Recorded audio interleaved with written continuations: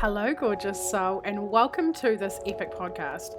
This is a place where you are encouraged and you have absolute freaking permission to unapologetically go after all of your dreams, all of your visions, all of your things on your vision board, like everything that your heart desires. I'm your host, Angharad, the High Vibe Babe, and I believe that we're all in this life to expand and experience our wildest dreams. If one of us can have it, then we all can. So that is the aim of this podcast. Each week I'll either be going solo or have guests with the aim to inspire, uplift you and give you the tools for you to live your most epic AF life and business possible.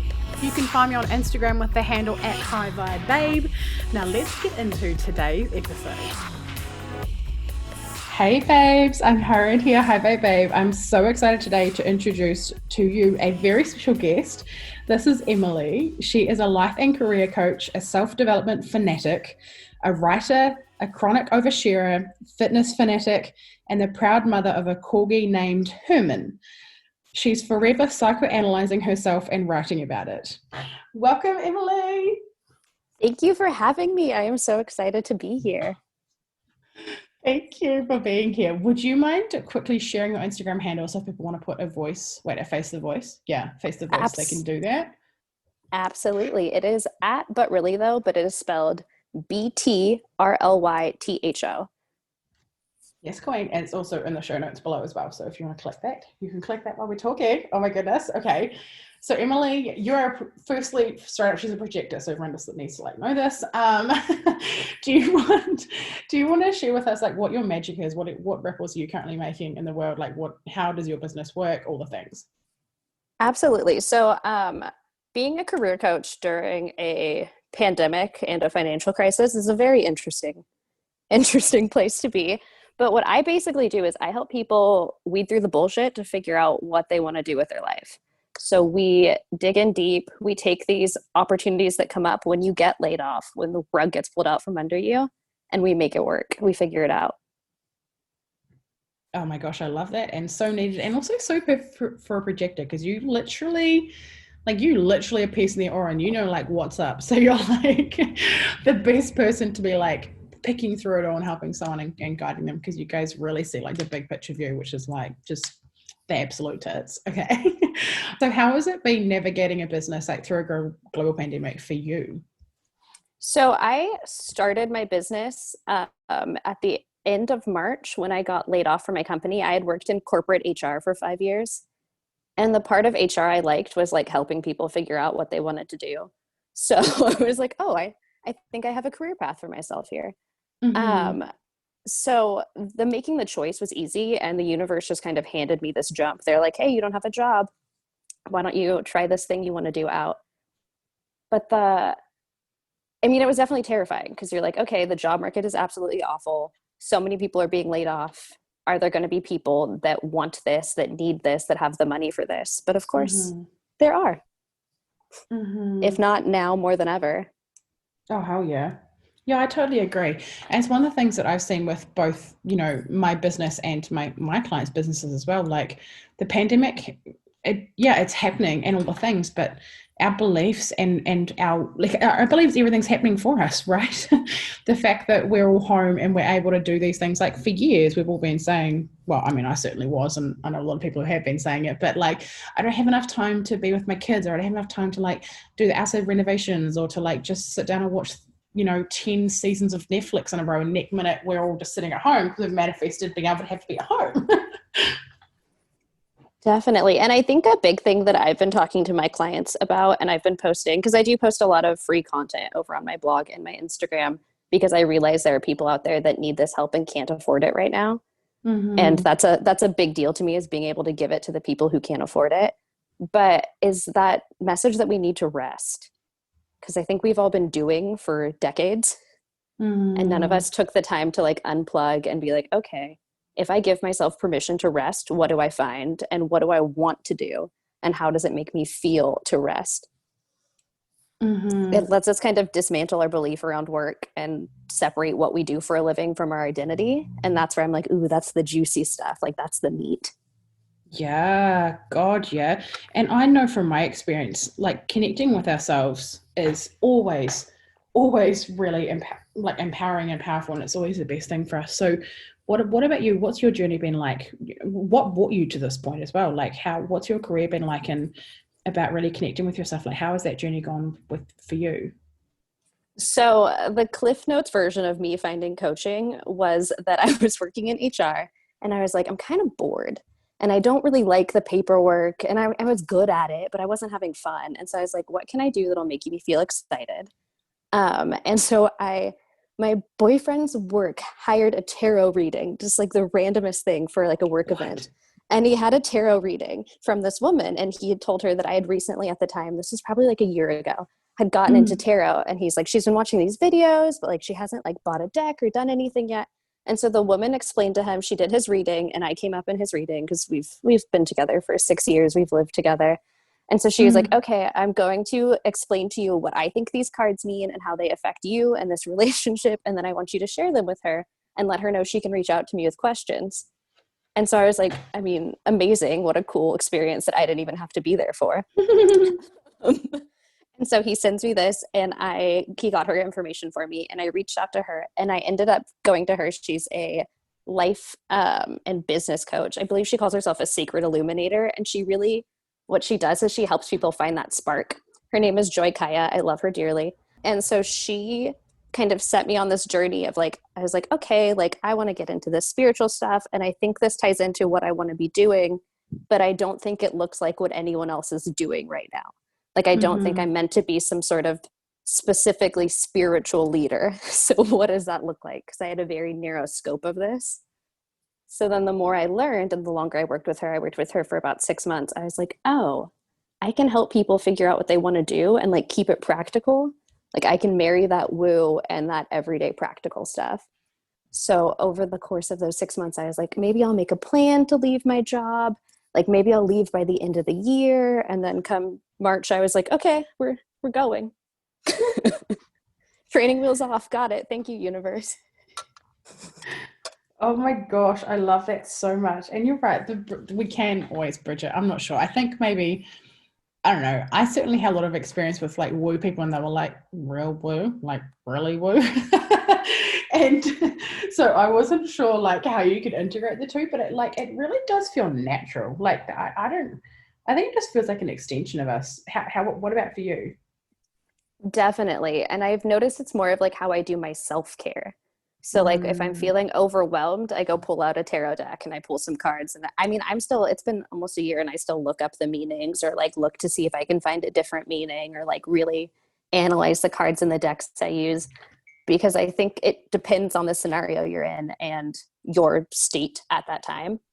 So mm-hmm. I definitely will go to that for self-care. I'll do like ritual baths, meditations, things like that. And I think when I stay up on those, it's so much easier to perform at my best because I am a projector and I need that.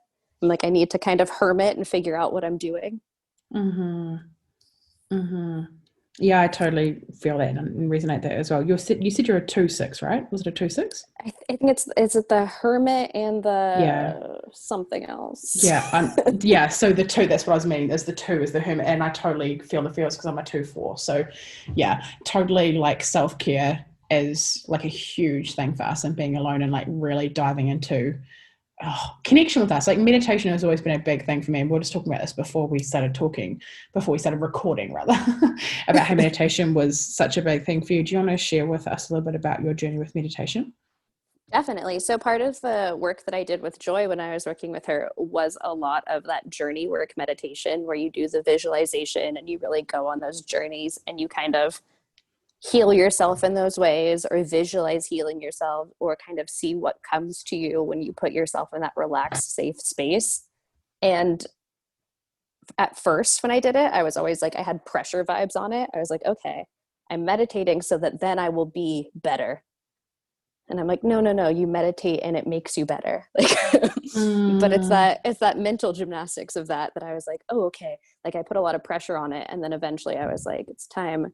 It's a rest. It's a way to self-care. And I think by putting it in that category, it makes it so much easier to find the answers. You can't be mm. looking for the answers. They have to show up. It's annoying.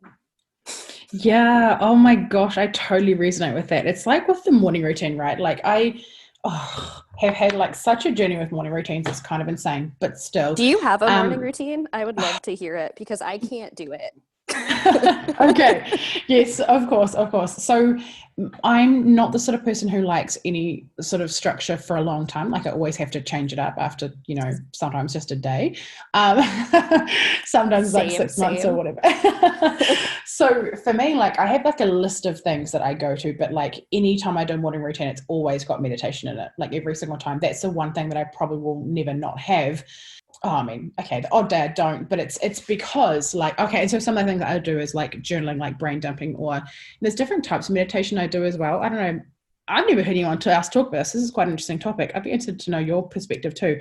I read a book by Dr. Joe Dispenza called something Your Supernatural. Oh my gosh, I've forgotten the title of it now. Becoming Supernatural. That's the one. And one of the things he talks about is like meditation not just being something you sit down with your legs crossed and you're going like it needs to also be that he did a whole lot of studies and stuff about it, about standing up and also sitting down and also like walking and stuff as well. So you actually basically used to integrating it into your life, which is really interesting for me because I see a lot of my generator clients who are like, I just can't sit down for 20 minutes and meditate. And they're like, it's just not going to happen. So it's really interesting. But yeah, so I do quite a lot of different types of meditation. I do like ones with just music and I'm just meditating myself and just, going off into fairyland. I do like a lot of guided ones. I also do like a lot of chakra cleansing meditations because I am quite open in my human design. So I have like a lot of energy that I'm taking on. So I do a lot of chakra clearing meditations. And I'm often doing that while I'm walking in nature because it's like you're also physically moving all of the stagnant energy around your body as well. And I just absolutely love getting two things done at once sometimes. So yeah. And then when it comes to, it's one of those things where like you want to go and do it, but then you sort of can't be bothered and then you like start to skip it and then you start to be like real frazzled and overwhelmed and like it feels like a system overload, especially because I'm a non-defined emotional authority. So like once again I'm absorbing everyone else's emotions, so I'm feeling all these feels and eventually then I'm like, oh, I should go meditate, and then you come back to it and you're like, oh yeah, this is why I do my morning routine, this is the reason why I meditate all of the time. It's because I get to like come back to my zero and come back to my grounding. And for me also it was the thing that meditating / yoga was actually the thing that got me through anxiety when I had anxiety, because I just had to continue.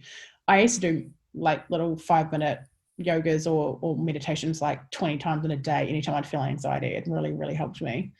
What about When you? I worked in corporate HR, I would, if people got stressed when we were talking, because people offloaded onto me all the time because I was HR and I was very open and talkative. Mm, So I would be like, okay, we're just going to do a forward fold. Like everyone just take a second. Like we're just going to all stretch for a minute, let all that energy out. Because I think there is something to be said about a lot of us can't sit still and a lot of us can't, the idea of sitting down to meditate is so daunting and intimidating. And it's like, oh, I could do a walking meditation. Like that sounds nice. And it feels more relaxing. Whereas I think like a journey work meditation is like hard work. So mm-hmm, I think you have to kind of meet your needs in it too, which is, it's like yoga. You got your yin yoga and your vinyasa. You got your different mm-hmm. spaces for your different needs. Yeah, I totally agree. And we both just talked a little bit about journey. Oh my gosh, I would love for you to talk about journey meditation and what you do with the akasha and all the things with your clients, because I'm like so freaking here for it. Tell me all the So things. Share with us, please. I personally do not lead journeys and I do not take journeys for other people. I will take myself somewhere I've been before with a leader, and I'll tell people about it. But I personally am not at the state where I'm like, ooh, I could lead someone to finding that. But I do route them to people that are the well-known people in my life that I'm like, okay, you could take someone on like a safe akashic journey and like not let them get stressed or overwhelmed or freaked out or stop them if they're not ready. Mm-hmm. Because I do think, well, there's no physical danger to it for the most part. I do think that there is, like, you don't need to put that extra mental anguish or fear towards something that's supposed to be so natural and beautiful. Mm-hmm. But the first time I went on a journey to the Akashic with a leader, it was actually with Joy. I got there and in the journey, and you kind of visualize your way through there. If anyone hasn't done one, it's kind of like creating a fairy tale in your head almost, but it's like you're Mm-hmm. following someone's voice and you're following their story and you're following your journey to get to what you want to find in this beautiful, in my case, it was a library of information about yourself or about the world. And I got there and I was like, oh, I've taken myself here before. I just didn't know what it was. Mm-hmm. And I think so much of meditation is that, like, you've either dreamt of it before, or you've somehow thought of it or daydreamed it, or as a kid, you've been there and you didn't know what this was that you were creating in your head. And I think that's where the magic sits. It's like, oh, I had this inside of me. This is a Mm-hmm. part of me. This is me. Yes, And I think queen. that's what makes it beautiful. But I personally am not at a state where I'm like, oh, I don't lead people there, but I'll tell them how I got there, like the different routes I've taken, or Mm-hmm. send them to someone. I'll be like, hey, you could go work with someone who is comfortable doing the journey work. But I would hate to take someone on a bad journey because I hold it so dearly. And so it's so important to me that I'm like, okay, let's get a pro. I know my Mm-hmm. limits. Mm. Yeah, I love that. And I remember and this is not the same thing, it's a little bit different, but I remember the first time like doing a meditation in a course, like for my clients. And I really felt prompted because I get like pictures of like where to take people, like a visualization. I always just like know where to take them. And I was so nervous the first time. And my clients all messaged me afterwards. They were like, that was insane and incredible and just like so epic. So it's something that like, oh, I love doing for myself and love doing with clients. And I love people facilitating for me as well. I just love the whole thing of meditation, as well as like the journey ones. I think they're incredibly special. And like you said, like with me with the akasha, I recently did a program with the coach I'm working with at the moment, Amy Melissa, and she runs a program called Into the Akasha, and we literally learned how to, access it and all the things. It's a really incredible program. But when I went there for the first time, I was like, oh, I've been going here my whole life. Right? You're like, welcome home. Yeah. I'm Put like, my bag down at the oh, door. yeah. It's like, oh, I'm used to this place. We didn't have the human words for it or whatever, So it's really epic. And I continue to find like with my spiritual journey that not only is it like extremely profound and incredible, but also it's actually really grounding and really normal and it really feels like home. How about you? Definitely. And I think a lot of the times if I do some sort of journey work, I start from like a very specific, like my personal safe space in my journey work. And I'm like, oh, like this is like, I've been coming here my whole life. Like as a kid, this was the place I went in my head that I felt peaceful, or like that image you have when you think of like, where's the place you feel safest that maybe isn't of this world. So That definitely it is my home. that's beautiful. Oh my goodness, amazing. I think part of this, like, and what leads into the journey work is finding where you feel most aligned and where you feel like most yourself. And that's kind of Mm-hmm. then what I do when I'm like, okay, what do you want to do with your life? Mm-hmm. I can't tell Mm-hmm. people what they want. I can't tell people how to work or what to do, but I can be like, okay, if you want this, these are ideas, and this is how you can tell, like, check in with yourself and see if it feels aligned. Mm, that's beautiful. So how do you lead clients to that place? Like what sort of things do you ask them?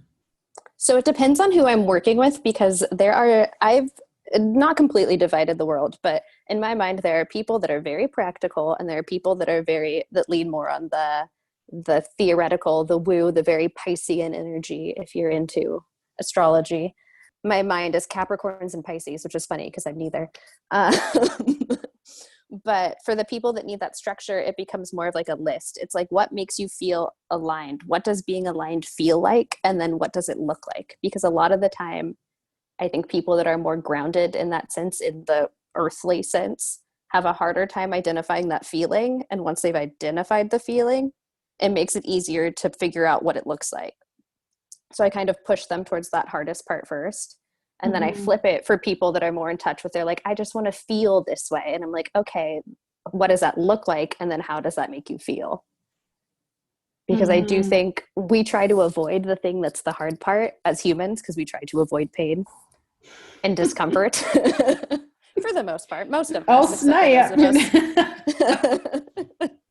So it's like, okay, what if I do that hard part first? And that for people that have struggles with feelings, it's how do I feel? And then for people that have struggles with the practical, it's what does it look like? Mm-hmm. Gosh, I love that. That's really freaking beautiful. And so how is it that you do you have like one-on-one clients and stuff? Like how does your business Definitely. structured, so to So speak? Yeah. I try to cater to as many as I can, and my priority is helping people who may struggle financially with getting into coaching. So I do have a lot of lower cost options. So I Mm-hmm. have a free content on my blog on my website. I have a Patreon that is subscription based that is anywhere from $5 to $27 a month, super low cost, and it's one lesson a Wow. month in a group program because, and then they have access to a group, a Discord server so they can talk to each other because I think that, and it just started this month actually, but I think that to me is the best way to serve as many people as possible right now. Mm. But on top of that, I do one-on-one. I have one-off one-on-ones. I have monthly clients. I have some self-paced programs that are available on my Etsy. But I think for me right now, my call and like what's most important, even though it's easy to be like, ooh, I want to do high ticket items and I want to sell really high price things because the work I create is of value. I feel called to serve the people that don't have that right now and need that leg up. Mm-hmm. And That's I don't freaking think there's amazing. anything wrong with either side of that. I'm just like, ooh, right now, like this is where I think I serve the best. Oh God, And no, that it's amazing. Yeah. No, you go, it sorry. plays, oh no, I was like, it plays into that alignment piece. It's where I feel, even though I'm like, I could make, like, I could sell this program for a couple $1,000s and it would do just as well and make me more money, but it doesn't feel the same. So I'm like, Mm-hmm. what do I do that feels right? And gotta chase that alignment even when it doesn't make sense, which is a very hard thing to teach people as a coach. Well, the best way we teach them is by us doing it, though, right? Because people see it, like the way we teach anyone, in fact, like our kids, anyone, right? Is by us doing it for ourselves first. And I recently had a conversation with someone about this as well. So it's really interesting this is coming up again. But basically, like for instance, with me, most of my time I spend is actually creating free content. Most of the work that I do with my business is that, and the reason why is because like we've started sole businesses because we want to fucking serve the planet. We want to help people. We're here. We desire to really impact people's lives, and like with the whole mindset that like giving our best content isn't there's no scarcity. We don't have to worry that we're not going to sign clients because of that, or by giving our best content for free, for instance. It just makes people want to work with us more because they truly do see what's possible for us, and we're able to help people for free as we go. But then also there's going to be people who want to work with us one-on-one or do that. I think the Patreon is like the best idea ever. Like, oh my gosh. When I saw Definitely. that, yeah, you go. Sorry. Oh no, my I got the idea. My boyfriend is subscribed to a couple of Patreons for a couple of podcasts he listens to, and I was like, wait a minute, I could do that.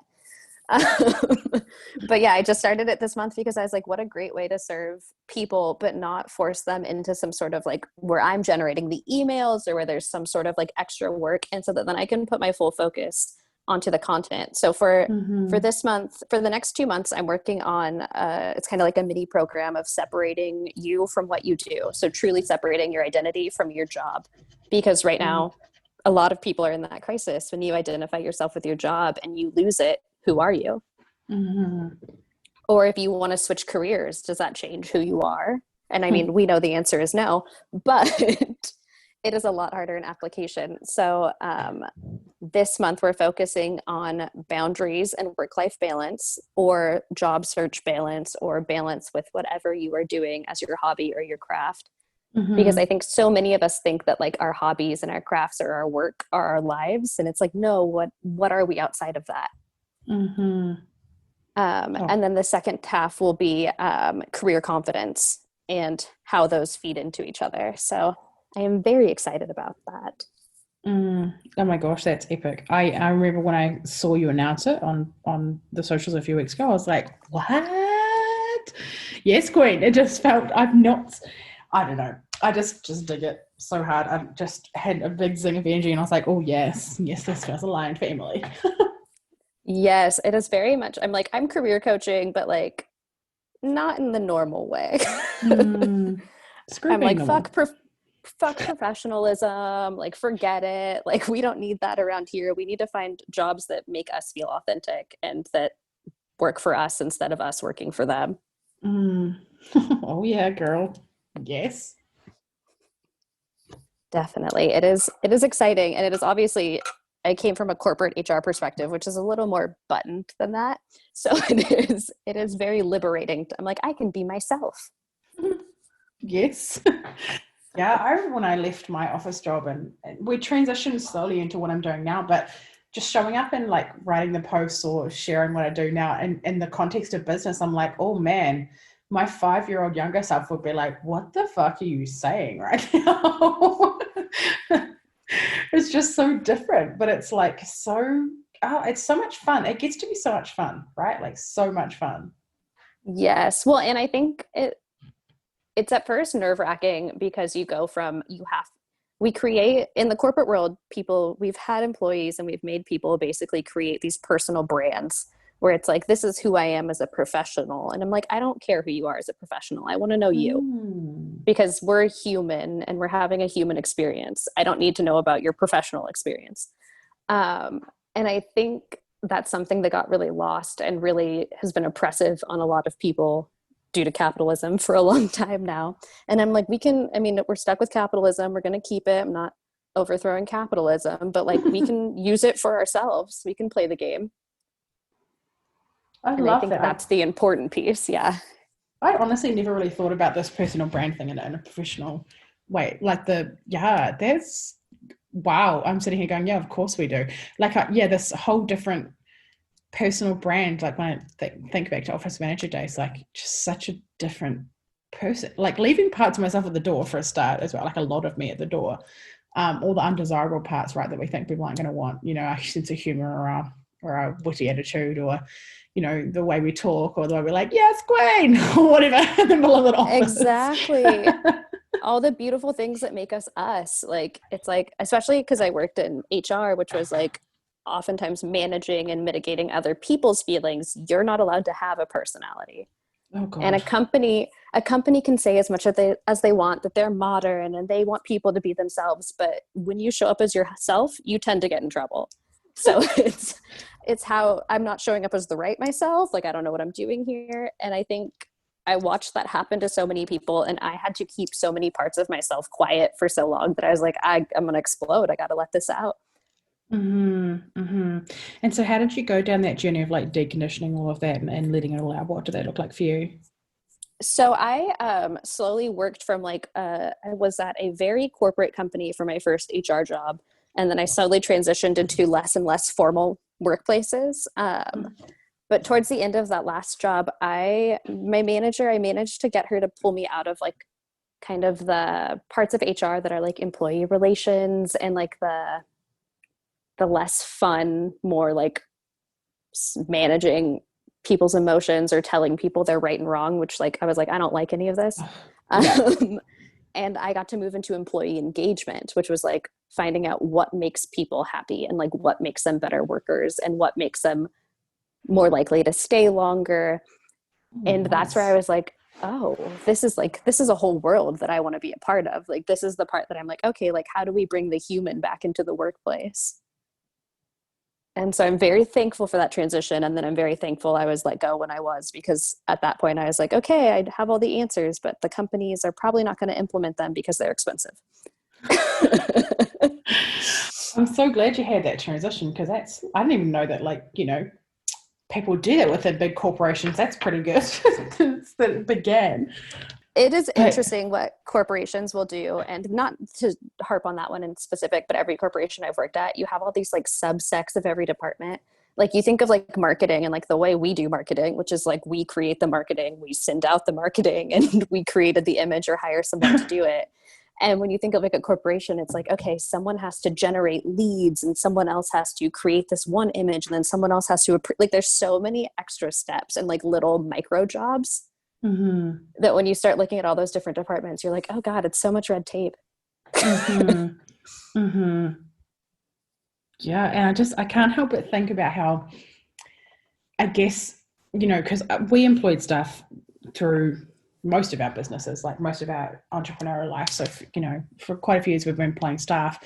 And I remember we used to hire people based on their qualifications and sort of like how their personality would fit in with our team and stuff like that, right? But like now how I add people to my team is significantly different. It's actually about like firstly about whether they're in alignment with it, that they actually enjoy doing what they're doing. Like I would never hire a graphic designer who's like, yeah, it pays good, but I hate it. Like, oh, I just wouldn't do that because that passion isn't in the work. So it's I love the like the movement that we're part of in this world, which is like working and living a soul and heart-led business and life like they integrate, and it's just oh, it's so good and so yummy and just so much fun overall, like so much fun. It is definitely. And I think it's so the best part about working in HR was that there are a lot of people who think in this similar way that work in that industry, but the companies don't support them or management hasn't transitioned to that mentality yet. Mm-hmm. Which is one of the reasons why I was like, okay, we got to do this on our own. But Mm. interviewing people for more of a like a character fit than a like personal character fit than a qualifications fit was a game changing concept for a lot of companies because it was like, oh, if someone Mm. wants to be here, they're going to show up. Mm-hmm. And we don't have to Mm-hmm. rehire someone or like backfill that spot if they actually want to be here. And I think for some reason that took people a long time to figure out. Mm-hmm. Mm-hmm. Yeah, well, it's created this whole persona of needing to be the best and all the things when actually I don't know. It just a person who enjoys their work does just work better. It's yeah, it's so different. I'm so glad to not be in this big corporation world anymore. Because it just doesn't Definitely. have to be the same. Yeah. Well, and I always tell clients too, like when they're in, because a lot of what I do is interview prep or like helping people get their resume ready and things like that. It's like, does this company feel aligned with you? Because Mm, if it doesn't align with you, I mean, unless you need the money, and in which case, like, I'm not going to shame you. You do what you got to do because you need to live your mm-hmm, life. But like, then keep looking for another company that feels aligned while you do it because you don't have to settle for a place that doesn't feel good, and you don't have to settle for a career that doesn't feel good. mm-hmm, mm-hmm. And so when you have clients who don't even know what they sort of want in a company, that like do you have clients who come to you that like that who are like, I don't really know, I just know that what I've experienced isn't the best thing. How do you sort of guide them into finding out what it is that they do desire? Definitely. So I lean really heavily on my personal experience in this. When I graduated college, I was like, I don't know what the hell I want to do. I have a degree and it's in English, which is I read books for 4 years and I love reading, but that's not really like a like no one's gonna I'm not writing New York Times reviews. No one's going to hire me for this at 22. What am I going to do? And I went into temp work and tried a bunch of different like corporate jobs. I was like, okay, I'll try being a legal assistant. Oh no, I hate this. Okay, I'll try marketing. Oh no, I hate this. Like, and I tell people to find something if they can find a job that's like that feels somewhat aligned, or maybe like a barista job or a food service job or something that can make sure they have their basic needs met, and then Mm, trial and error other companies. That's my number one recommendation. It also depends on where you are financially. Because if you can mm-hmm, afford it, just like trying things and then leaving when it doesn't feel right, there's no shame in that. Job hopping is not something that should be frowned upon. It just means you're looking for the right fit. It's like dating. You wouldn't stay with the wrong person for a long time oh just god, I because you'd totally feel agree. bad for dating around. Yeah. Yeah, we've created a lot of shame in regards to like you have to stay at a job for 3 years or whatever, when actually you can. And we were just talking about this before actually as well with coaches. Like sometimes we want to stay with a coach for 12 months, we want to work or 2 years, whatever. We want to work with them for a very long time, and sometimes we just want to work with them for one group coaching program or something like that, and then walk away and take what we needed and then end off. And it's beautiful, and it's a great partnership. Well, and I think what's interesting too about it, it's like it's not like you have to never go back to it. It just means it wasn't the right timing for something. I Mm-hmm. even I think about that like when you read books. Like sometimes I pick up a book and I'm going to read it and I'm like, "Oh, I don't want to read this. I don't feel like it." And then 6 months later, I'm like, "This is the best book I've ever read. Why didn't I read it then?" And it's just like, "Oh, it wasn't the right time." totally agree. I've done that so many times as well. Oh my gosh, it's so funny. It's so hilarious. Or the other thing I do is like go back. I've been seriously considering reading the Harry Potter books again. Have you never? Okay, I was gonna say they're my favorites. We can do it together. Do you need me to guide you through it? Oh, I'm like, I'm feeling at that point where I'm like, I've read them more than once, but like when I was a teenager, right? And now I'm like in my Hmm. late 20s, just about 30. And now I'm like, I'm 30 in a couple of months actually. Oh my God. I feel like I want to go back and reread it because I want to re-experience it. But at the same time, I'm like, is it going to be as good? Like, or is it not going to Yes, be as good as I thought it was going to be? it will be. They're my comfort food. So when I don't know what I want to be reading and I need Love something that. to like read before bed, I just pick out my little like one of my Harry Potters and I go. Um, I mean, J.K. Rowling is an awful person. She is a transphobe. She is a negative person. I am not supportive of her at all. I Um, didn't even know that. Are you oh yeah, serious? she's transphobic. She's so problematic. Yeah, if you go on her Twitter, you'll see a nightmare. Um, Oh but Lord. but the books are amazing, and I think what's important is that like the messaging in the books is good as long as we separate the work from the author. So Mm-hmm. when I buy Harry Potter things now, I try not to buy them from Warner Brothers or J.K. Rowling specifically. I try to buy them used or from like Etsy sellers because Mm-hmm. I then it supports people that actually support the messaging. Because yeah, she has Mm-hmm. some very uninclusive language. It's gross and problematic. Well, that is not the I know, right? You're best. like, No. these are such great, it's such a great message, such a great book. And then here she is being a negative Nancy. Yeah, I just remember the books, like for me, really, because obviously reading them, like growing up, I think the first one I got introduced when I was 10, that's when the first book came out. I remember my school teachers reading it to me anyway, I was 10. And then read them all the way up. I think they took about 7-ish years to come out. So I was probably reading the last one, I was like 17. If I'm Uh-huh. right, is that about right? Did they take about 7 years? I Was think it so. longer? Yeah, I read I don't they I remember getting because I'd go to the midnight premieres. I was very into this. So I would go to the midnight premieres to get the book at the Oh my bookstore at the mall. God. And Oh, I think the last one came out when I think I was like 14 or 15. So I feel like and I'm 27 now, so I feel like that would be about right. They took oh. about 7 years.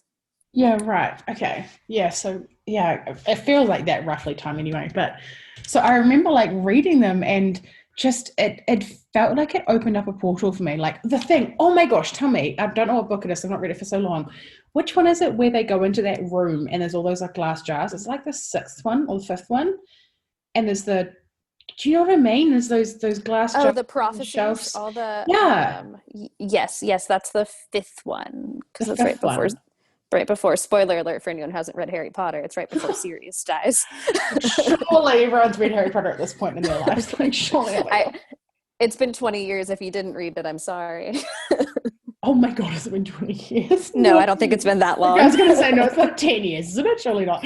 Anyway, when that room looks kind of similar to me, like the Akashic Records does. Well, the first time I ever journeyed there that I saw, it reminds me a lot of the Akashic Records. Anyway, there was quite a few things in the books that just really allowed me to like expand and just have like different perspectives on life and just question everything that I'd ever like believed, basically, is basically what I'm Well, trying and to say. So, it lets you, she's so good at writing this story that convinces you that there could be this other reality and like you could be a part of it.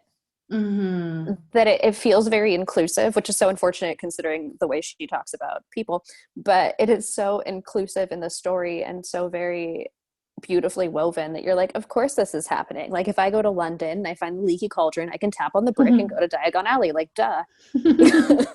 That's got to be there. Yeah, and I love She, that. And no, you go. Sorry. oh no, I was just saying she created a literal magical world. Hmm. Yeah, for sure. And like our lives get to be like this too. The more I've learned and integrated into my life, the more I realize that it's just my beliefs. It's just our beliefs that are holding us back from actually experiencing what it is that we desire in this life, and that we have a lot of co-creative power, a lot of co-creative like say in what's expressed and what dimension we're experiencing, and how our life or how our careers or how our business works, or how our romantic relationships are and everything. And the more we delve into the things that are stopping us from receiving those, the more we can actually just go ahead and just enjoy the life that we actually were born to always have. Definitely. And I do think a piece of that, because I've always struggled with that because there's a little bit of privilege associated with being able to quote unquote live a life of abundance. Hmm. And if you think of financial abundance specifically, but I think that the more I've learned about it and like the more I've looked into it and the more self-discovery I've done around it, I'm like, oh, abundance is a mental state. Abundance Hmm. isn't a bank account number. It doesn't look like something. It's a feeling. Mm. And I think that's where the magic sits. And I also think that's one of the things in that book that it does a really good job is it's like it creates this true feeling where then anything is possible. And our feelings dictate so much of how we can then co-create our reality. Yes, Queen, they absolutely do. Oh, okay. I want to thank you so much for coming on the podcast with us. If people want to connect with you some more, can you please let our listeners know where they can find and connect with you more and come and be all up in your grill of all the things that you do online? Yes, absolutely. So the best way to find me is by going to the Instagram, but really though, BTRLYTHO. There's a link tree in my description box that links to everything, including my website, my Patreon, my blog, the YouTube channel, the whole shebang. Or you can visit my website, but really though, spelled THO. We didn't buy any extra vowels at the end of that. Um, and you can find all my coaching information in my blog and links to everything else there. That's amazing. Thank you so much. If you had any last little golden nugget to drop for the listeners, what would you say? I think my favorite lesson as a coach has been that, like, as a coach, I can't tell you what you want, Mm, but I can help you find your way to the path. And I think that's a common misconception in the coaching world. So I always like to put it out there. It's like, I I love can't that. fix it for you, but I can hold your hand. Yeah, yeah, I totally agree. I love that so much. Okay. Thank you so much for jumping on with us, Emily, and I hope you have a lovely afternoon. Thank you, everyone listening. I'll talk to you again soon. Bye. Bye. If you have enjoyed this episode, I would adore if you would screenshot it, chuck it up on your stories with your favorite takeaway moment, and tag me at High Vibe Babe on Instagram so that more people can see this and get this content and get this message out there to really shape and change and impact other people's lives. Do you desire to be around more high vibe women who really get you, who encourage you, who like support you no matter what? Yeah, well, guess what? I have a place that you belong. It is called High Vibe Babes Community. It is a free Facebook group and I would love to have you in there. There are so many free trainings and epicness in this group, so please get your booty in there. It would mean the world if you would subscribe to this podcast, do the reviews, the rating, the stars, all of the things. Thank you so much for being here. I cannot wait to chat with you on the next episode. I'm sending you all of the vibes and all of the love. Over and out from Angharad, the High Vibe Babe.